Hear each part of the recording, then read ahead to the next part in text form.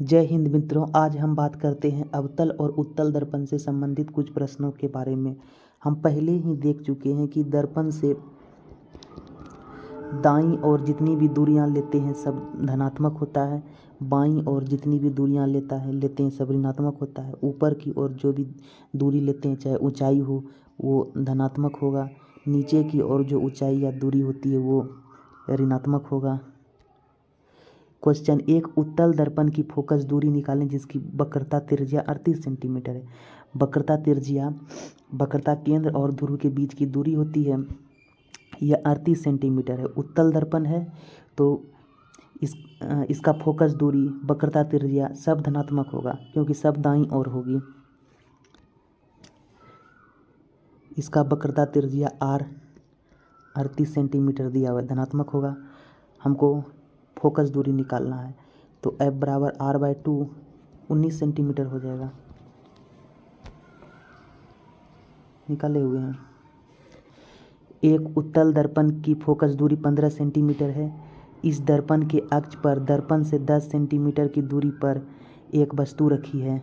प्रतिबिंब का स्थान और प्रकृति बताएं।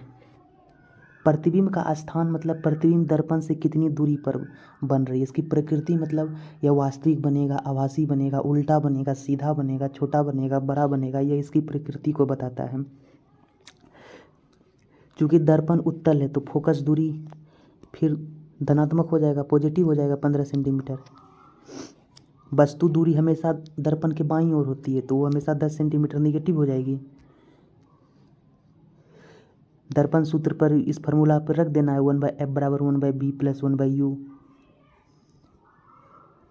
तो यहाँ से प्रतिबिंब दूरी 6 सेंटीमीटर निकल के आई, क्योंकि भी का मान यानी प्रतिबिंब दूरी का मान 6 सेंटीमीटर धनात्मक में आया है। अतः धनात्मक मान है तो प्रतिबिंब स्वाभाविक बात है कि दर्पण के पीछे बनेगा, यानी दर्पण की दाईं ओर बनेगी और दाईं ओर की प्रतिबिंब आभासी होगी और सीधा होगी। और उत्तल दर्पण में वस्तु से हमेशा छोटा प्रतिबिंब ही बनता है।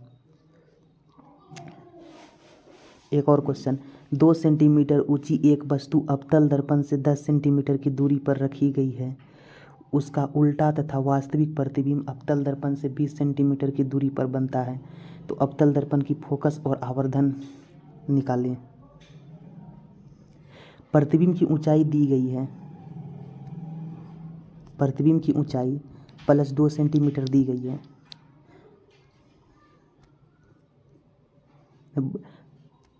वस्तु की ऊंचाई 2 सेंटीमीटर वस्तु की ऊंचाई 2 सेंटीमीटर दी गई है। तो वस्तु हमेशा दर्पण से ऊपर होगी तो ऊंचाई हमेशा पॉजिटिव होगा उसकी वस्तु का ऊंचाई। और वस्तु दूरी 10 सेंटीमीटर दी गई, दर्पण से हमेशा बाईं ओर होगा इसलिए वस्तु दूरी हमेशा निगेटिव होगी, निगेटिव दिया गया है। और प्रतिबिंब दूरी भी दी गई है, वो भी बाईं ओर ही है 20 सेंटीमीटर। उसका उल्टा और वास्तविक प्रतिबिंब दर्पण से सदैव बाईं ओर ही बनेगा, वो भी 20 सेंटीमीटर दिया गया है। तो फोकस दूरी और आवर्धन पूछ रहा है तो हम मिरर सूत्र से फोकस दूरी निकाल लेंगे। मिरर सूत्र से रखने पे यहाँ फोकस दूरी हमारा -6.67 सेंटीमीटर आया। तो दर्पण अवतल है इसलिए माइनस में आया, तो फोकस दूरी यहाँ पे 6.7 सेंटीमीटर होगा। आवर्धन बराबर -v/u होता है। v और u दोनों का मान दिया हुआ है। v का मान -20 दिया हुआ है, u का मान -10 दिया हुआ है। आवर्धन -v/u होता है तो 2 आवर्धन बराबर m बराबर -2 आ गया।